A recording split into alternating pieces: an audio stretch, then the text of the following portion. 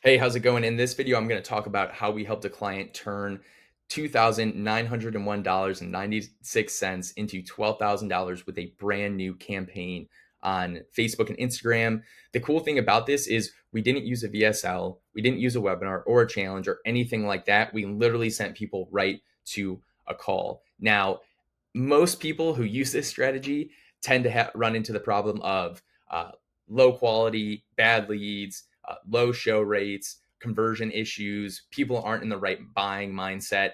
And it ends up being a really crappy funnel, honestly, because of those reasons. Maybe you get good costs for all of the calls, maybe everything's cheap. But if you don't convert anyone, it doesn't matter. And when I first started using this strategy and this funnel, that's exactly what happened to me. I had people coming these calls saying, well, I just want to learn more about what you do. I'm just curious. And if you don't have the right stuff in place to overcome that kind of stuff and actually nurture people before that call, then that's going to be like that forever. Nothing's really going to change. No targeting, no change in the ad copy. Really nothing is going to change that for you because the people just aren't nurtured. They had no information before they scheduled that call. They scheduled because they were curious, they had general interest. And if you don't bring them from those kind of lower stages of awareness to the right buyer mindset, you're never going to get them to convert. So I'll dive a bit into how we actually do that. But first, I want to go into the actual stats of this campaign. So on this campaign, we were getting a cost per qualified application of 76.37. We disqualify anyone who is not qualified. So we have a series of questions we ask on the application. We disqualify people who do not fit our criteria. There's no reason to let those people through. I'll explain why and how that impacts your pixel in just a second.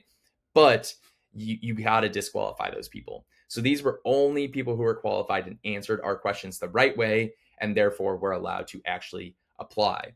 Our cost per call scheduled was 170.70, and these again are people who fit our criteria. So very good cost per call. And then our cost per call conducted was $362.75. These are calls that actually happened. But one thing I want to point out is our show rate actually here is very low. And there is a ton of stuff that we're doing to improve that now. But again, even with the show rate being so low, this campaign was still profitable. So on this campaign, we got a 4.14x revenue ROAS. So that's return on ad spend. And this is actual cash collected. A lot of people talk about ROAS, but they'll try to use like long-term value or some of these other metrics to make it seem better.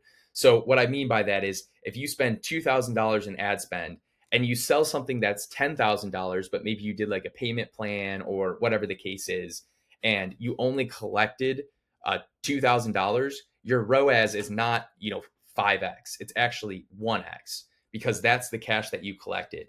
And some people measure it off of the ROAS, and there's reason that they do that, and I get that. But for the most part, I always look at, okay, what did we spend? How much did we actually collect? Is this going to be profitable for us with the cash collected? And then you can look at some of that back end stuff. And if you're in a situation where you can pay and you're willing to invest and kind of lose some money, that's fine. But I always want to be profitable on the front end, or at least close to break even profit, knowing that in the next 30 days, we're going to need a huge amount of profit coming in. That's going to drastically increase that. So on this, the profit was 8,000. So our profit ROAS was 2.78. So for every dollar we put in, we got 2.78 in profit out, which is great. We were super excited about that. We literally launched the campaign and got that within like 5 or 6 days. So we were super hyped about that. It was a brand new campaign too. So these results were clearly good and allowed us to keep scaling.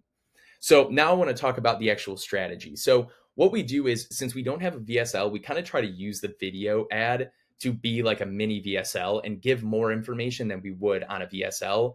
Let me kind of preface this by saying, even though we do that, we don't make the ad like a 10-minute long ad. It's still like a minute 30, 2 minutes. But what we do is we try to build the story and create value and create intrigue and interest because it's going to get us higher click-through rates. A lot of people run ads where it's direct offer stuff. So it's like, hey, we'll get you this in this amount of time or guarantee. And that's good. It works. It has its place. But what we've seen is we want to kind of pre-sell or get some more interest and excitement in the people that are clicking through on this ad before, because we don't have that VSL. If you have a direct offer and you go to a VSL, that's great, because then you can build more interest and educate and kind of get people more excited on that VSL page. But if you're going direct offer right to an application, like we did in this example without a VSL, you just, there's a lot more that needs to go on then after to kind of sell them on the story and all that kind of stuff. I like to build interest more in the ad before sending them to the application. So we build the story, we talk about some economic change or some opportunity that's created. We address why they're experiencing, why the prospect is experiencing the problems that they are, and what the new opportunity is, how they can take advantage of it. And then we hit them with that irresistible offer. So it's not like we don't use the direct offer. We just have like a little bit of pre-selling, nurturing content before, and then we go into the direct offer. Then we send them to the application. And I just think it pulls people in more. They're kind of more emotionally attached to this idea because they were told a story. They're excited about it. Then when we push them into the application and the call scheduled, we can hit them with a ton of content that's going to nurture them further, which I will get into in just a few minutes. So application is pretty straightforward. Application, few questions, they answer them. We qualify people, we push out people who aren't. And the reason we do that is because we don't want the pixel firing off with people who are bad leads or not qualified applications.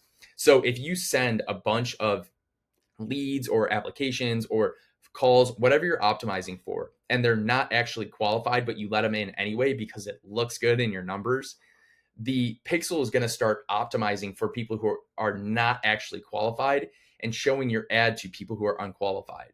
So by the nature of how Facebook and Instagram work and how their ads are run, they're going to be sent to people who you don't even want booking a call, you don't want applying. And obviously, I mean, it's pretty common sense. That's not what you want. You want it to learn who you want to apply, who you want to schedule a call, and go show your ads to more people that are like that. So make sure you're not letting everyone in, because you're just destroying your pixel, you're destroying the AI, the algorithm, all the stuff that makes these ad platforms really great. You're just totally ruining it. So make sure you're not doing that. And then to get into the scheduling system, this is just kind of some basic stuff. They go right to the calendar. There's limited availability. They can only schedule for 4 days out. Structured time slots, 45-minute slots with a 15-minute buffer, automated confirmation and text reminders. Pretty straightforward stuff. So now to get into the pros and cons of this strategy. So the pros of this are it can be set up super fast. You can literally launch it in 2 to 3 days. There's much less prep than VSL or webinar approaches. It tends to be very low cost per call. So actually with a previous client, we were getting $54 cost per call, or cost per qualified call, which was insane. And it's direct and efficient. The cons of this strategy is there's a reduced level of indoctrination. Prospects haven't fully consumed your message. Leads are curious at best, but they're not sold. Very low show rates, like around 30% if you don't do some of the other strategies that I've talked about on this channel. And last but not least, you can't sell like they're indoctrinated, or your close rate will be 0%. So let me kind of explain what I mean by that. When you're selling cold traffic, and depending on where they're coming through on awareness or how well they know your company, what you do, how sold they are on the vehicle, you cannot sell them the same way that you would sell your organic traffic. If you have someone on YouTube who's seen hours and hours and hours of your content, they're going to buy from you with a very kind of, for lack of a better term, weak sales process or sales call structure, because they know you so well. They like you. They like what you're talking about. Like, they're pre-sold on everything. But with this strategy, you don't have that. Like, you're just bringing someone straight from, you show them an offer, you show them some video ad, you get them interested, and then they book a call. They have no ties to you. They don't even know who you are. They don't really like you. Like, they don't trust you. And that's why a lot of times when people run ads for calls, they get a lot of people who say things like, a lot of the salespeople or even the business owner will say, these leads are not qualified. They're bad leads. We got to change the targeting. We got to change the ads. We got to change all this stuff. But that's really not the problem. The actual problem is that they're not indoctrinated enough. And it's because we don't have the VSL or the webinar.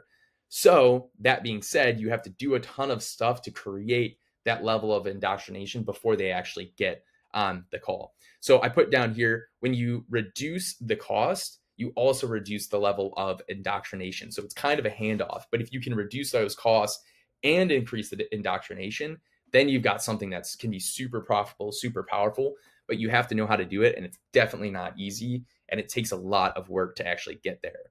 So that's why we focus on what's called the decision reframe. So after someone schedules that call, we want to reframe how they think about the problem that they have and what the solution is. So let me give you a good example of, we're talking about Facebook ads, so let's just do that.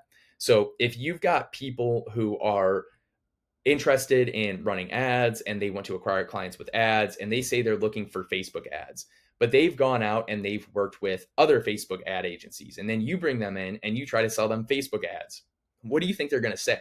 They're not going to be interested because they've already had other people try to solve their problem with Facebook ad strategies. That's just not what they're looking for. What you need to do is reframe that decision, reframe how they're thinking about their problem, and ultimately reframe the decision. So a few ways you can do that.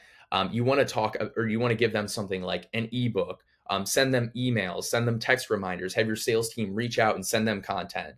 That's all going to show them, hey, here's how we're different. So help them understand what makes us different, address the key problems. So get their interest, but answer their biggest problems by showing them a new way, or a new way to think about that problem. And lastly, present the solution and sell them on our way of achieving their desired result. So if someone comes to us, for example, and says, hey, our ads aren't working, we think it's the targeting, we think that it's the funnel, we think it's whatever, what we're going to show them is that it's actually not any of that. It's because they're not reframing people to understand what the actual problem is. So it's hard to explain that way. It's easier if I were to explain it like, if I was working with, trying to think of a good example, but something will come to me as we go through this. But you want to change, if they think their problem is X and they've been trying to fix it that way and they've tried all this other stuff, you need to show them the problem's actually Y.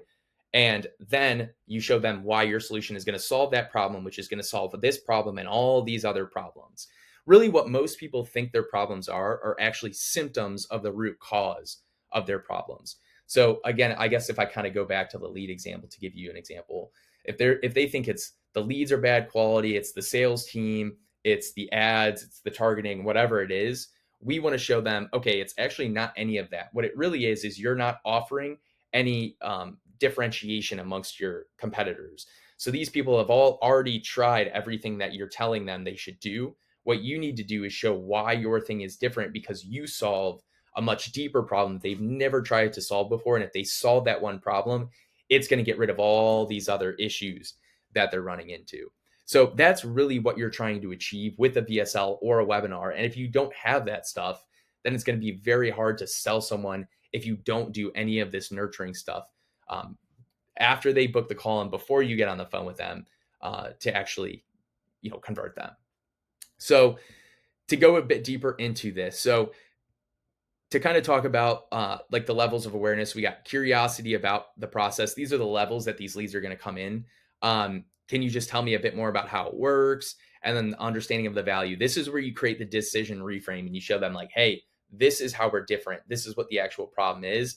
Then you go into your offer, excitement about the offer. And that's where they're saying, I'm super excited about that. And then ready to buy. Now people are coming to those calls ready to move forward. A very small percentage are naturally going to come in ready to buy. You want to find a way to get all of these other people forced down that funnel in like 4 days. So by the time they get on the call, they're ready to buy, and you don't have those, these are bad leads, my sales team isn't converting. You have a profitable system now. So yeah, I put down here, this is really how you do it. It's not easy to do, and it will take some focus and effort on creating the right message, setting up the right messaging strategies, the warm-up emails, making it easy for the person to quickly consume and understand what you do at the highest level, while also understanding how you're different and conveying that to them. But if you can, this is what makes it so you can scale aggressively and constantly have a packed out calendar with qualified leads and sales calls that come in hot and ready to buy. So I hope you enjoyed this video. Like I said, this process is very good at getting calls booked, getting people on the calendar, but you need to understand how to go through this process and how to push people from curious or maybe just a bit of understanding about what you do all the way up to them getting on the call and saying, hey, I'm ready to go. I'm ready to buy. Let's do this.